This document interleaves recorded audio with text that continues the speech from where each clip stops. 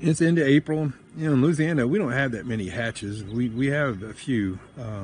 One of them is Damselflies, and bluegills love them. And I think Average Fisherman told me last week that bluegills were out at 2 o'clock bayou and was just smacking all over the water, eating them Damselflies. So I'm gonna plan probably a trip there not before long. Basically, I'm gonna tie my version of a Damselfly. It's a very easy little fly to tie, nothing extravagant. You can put legs on them if you want. I don't usually do that. I usually just make the body. For the body, I've seen people use all kind of stuff. I found this a while back. I think I got this from, I want to say, Sports Warehouse, Slidell Sports Warehouse. Anyhow, it's like it's a little twine material, but it's metallic and fluorescent, and I find it makes a perfect body. You can get it in different colors. You can get it in metallic blue, metallic green, and I find it makes a decent body. So I got a hook in there. Again, I'm using max catch hooks a lot, size 12. So we're gonna start. I'm gonna put a thread base on it. And basically, I'm just going to go to the hook point. This is a curve hook, like a scud hook or a nymph hook, so you don't want to go too far back on it. It's not tying it yet. Look at the wind. Every time, boy, I need to bring some fly tying stuff with me when August rolls around and there's no wind and it's hot. That way I can start tying on my boat and the wind will pick up. So I got my plans made. All right, so we're gonna take that, and about the middle of the hook, I'm gonna tie that little material in. Go back right past the hook point. So there we go. That way it's hanging off the body like that. This stuff right here, you can cut it and you can take a match and just singe the tips of it. That way it won't unravel on you. Sometimes I'll do that, sometimes I don't. Because usually the bluegills end up tearing this stuff up before I can ever really get using it. So we're going to take the chenille. I got this olive metallic chenille. I'm going to cut off a little piece of it. About an inch and a half, 2 inches. I'll bite off the tip and expose the string. I do that because when you go to tie these in, it's not too bulky in the back. That way you're just tying the string on. All right, get one more wrap in there. Okay, all right. So we got the tail, we got the body, the tail on, we got the chenille. For the wings, I've seen a lot of people use a lot of different stuff for the wings.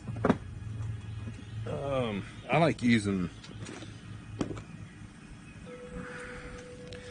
I like use this stuff right here. It's SPH white, but it looks to me, it almost looks more like a pearl color, but you can see it's real soft. And this stuff don't hold water, so which is nice. It doesn't soak up water. That popping in the background, that's my neighbor redoing his roof. I guess Ida got his roof. So we've taken off a piece about 2 inches. See how fluffy it is and how spread out. Oh, he's going at it now. All right, we're gonna clip that off. Clean it up just a little bit. That shit's gonna drive me nuts. Pop, pop, pop, pop, pop, pop. That's gonna. What are you gonna do, right? All right, so we're gonna take that. We're gonna tie that in right behind the chenille. Here we go.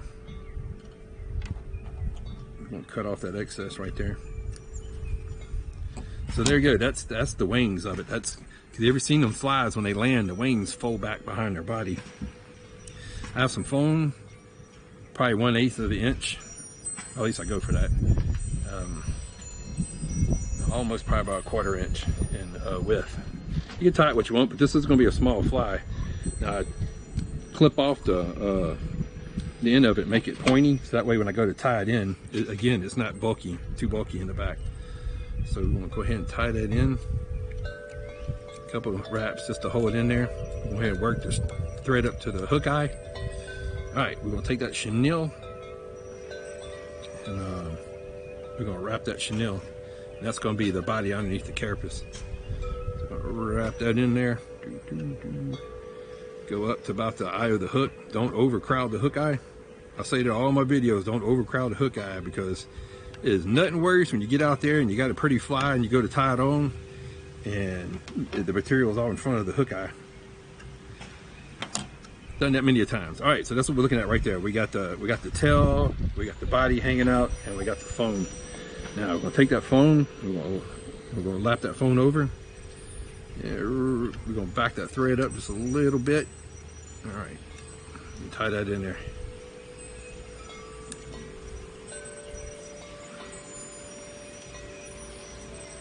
All right, we're gonna do about 3 over the top. We're gonna do 2 under. All right, and then we're gonna cut that foam off, about right there. So that's what you're looking at so far. That looks like a damselfly. Spread the wings out a little bit if you want to get them fluffy like that. I think my tail's a little bit too long. I think I need to come out right back there with it. Yeah, there we go. All right, the wings need to come up a little bit. Wings come out about right there. All right, so that's what we're looking at. Let's go ahead and whip finish that.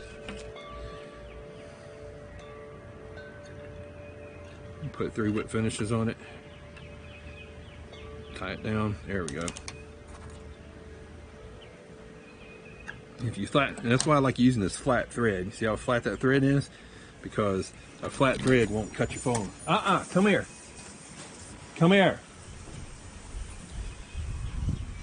He sees a lizard. I'm gonna try to kill a lizard. But that's it. A very easy little fly to tie.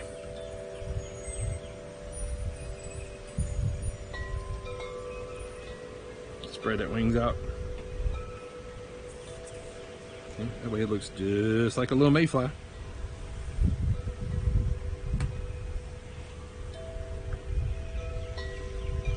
And with the foam on the front, it'll float. That's what you want. It's weather coming, I can see. So that's it, man. That's my imitation of a little mayfly. These things will kick bluegill's butt, especially if there's a hatch going on.